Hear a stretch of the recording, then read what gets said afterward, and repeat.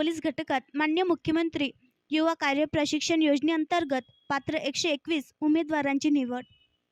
राज्यातील युवकांना त्यांच्या शिक्षणानंतर प्रत्यक्ष कामाचा अनुभव देऊन त्यांची नोकरी मिळवण्याची क्षमता वाढवण्यासाठी मुख्यमंत्री युवा कार्य प्रशिक्षण योजना सन 2024-25 या वर्षापासून सुरू करण्यात आली आहे।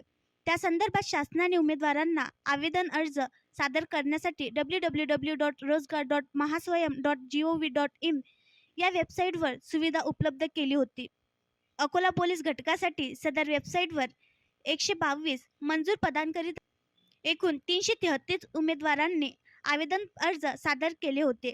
वयोमर्यादा व शिक्षण संबंधित अटी व शर्ती लक्षात घेता 29 उमेदवार अपात्र आढळल्याने उर्वरित 304 उमेदवारांना कागदपत्रे पडताळणी प्रक्रियेकरिता दिनांक 7 सप्टेंबर 2024 रोजी सकाळी 10 वाजता मल्टीपर्पज हॉल निमवाडी पोलीस वसाहत अकोला येथे उपस्थित राहण्याबाबत कळवण्यात आले होते। सदरची कागदपत्र पडताळणी प्रक्रियेनंतर 121 उमेदवार पात्र ठरले आहेत।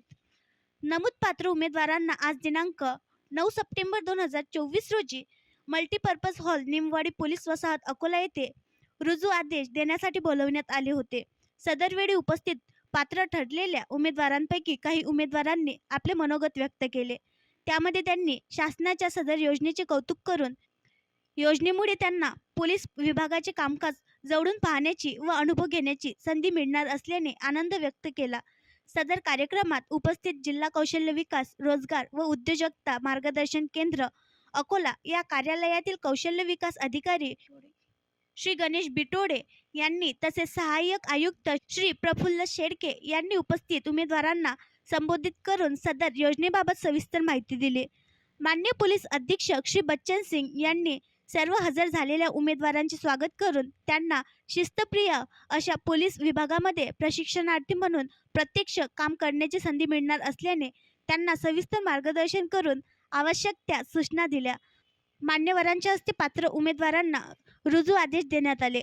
सदर कार्यक्रमाच्या आयोजनामध्ये राखीव पोलीस निरीक्षक श्री गणेश जुमनाके व पथक तसेच प्रमुख पोलीस उपअधीक्षक श्री विजय नापडे यांनी मोलाचा सहभाग दिला।